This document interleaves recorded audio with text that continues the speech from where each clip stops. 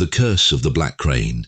Phobjikha Valley, 19th century Bhutan. The sun hung low over the horizon, casting the last rays of its amber glow over the misty Phobjikha Valley. The arrival of winter brought with it the sacred black-necked cranes, whose haunting calls filled the air like forgotten prayers. But this winter was different. Unease slithered through the valley, weaving itself into the fabric of everyday life. The once revered birds, believed to bring prosperity and blessings, now carried a shadow of doom. Tsering was a humble farmer who lived on the edge of the valley.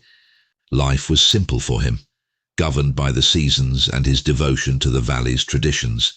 But rumours of poachers had spread through the nearby villages.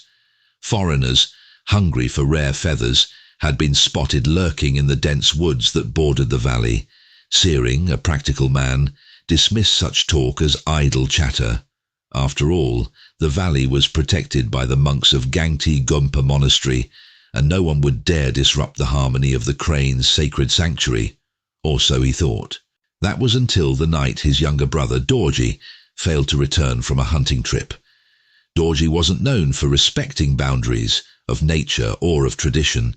He often boasted that he could kill a crane and sell its feathers to the highest bidder in the distant city of Thimphu. But no one expected him to follow through on such madness. As Tsering ventured into the forest in search of Dorji, he felt the cold grip of fear tighten around his chest. The woods seemed alive with something he could not name, a darkness that whispered through the trees. His lantern flickered wildly as he reached the clearing near the marshlands. There, amidst the towering shadows of the trees, lay Dorji's body, his lifeless eyes reflecting the dim light of the moon.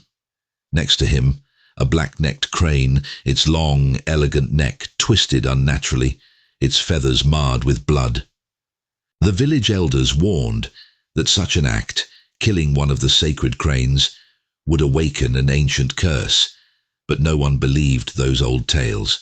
They believed that if one killed the crane, its soul would never find peace, and the valley itself would be cursed with famine, illness, and misfortune. The crane's death had broken the fragile bond between nature and man. As Tsering knelt by his brother's body, a cold gust swept through the valley. The once still night erupted in a cacophony of unnatural sounds, crane calls that didn't seem to come from the sky, but from deep within the earth. His skin prickled as he heard a fluttering, like the wings of a giant bird, though no bird was in sight. Then, from the fog that crept across the marsh, a figure emerged. At first, it appeared to be just a crane, its black and white feathers ghostly in the moonlight.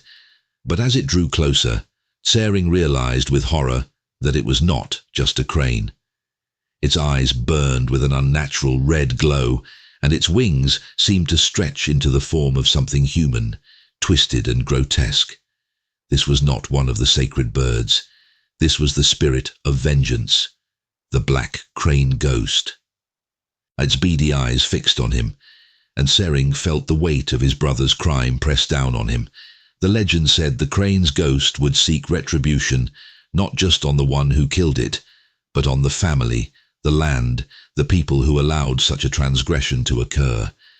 The curse would spread, slow but relentless. From that night on, the valley changed.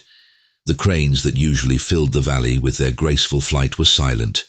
Crops failed to grow, animals died, and illness spread through the village like wildfire. Some villagers claimed to see the ghost crane wandering the valley at night, its massive wings blotting out the stars, its cries filled with sorrow and fury.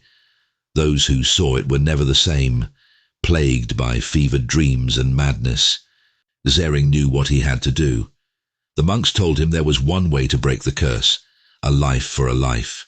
To appease the spirit, a blood offering must be made. Someone must die in place of the crane. The sacrifice would not be easy, nor would it be clean. The offering had to be someone of the same bloodline as the killer, someone who shared the guilt. Torn by guilt and grief, Tsering stood alone at the marshlands.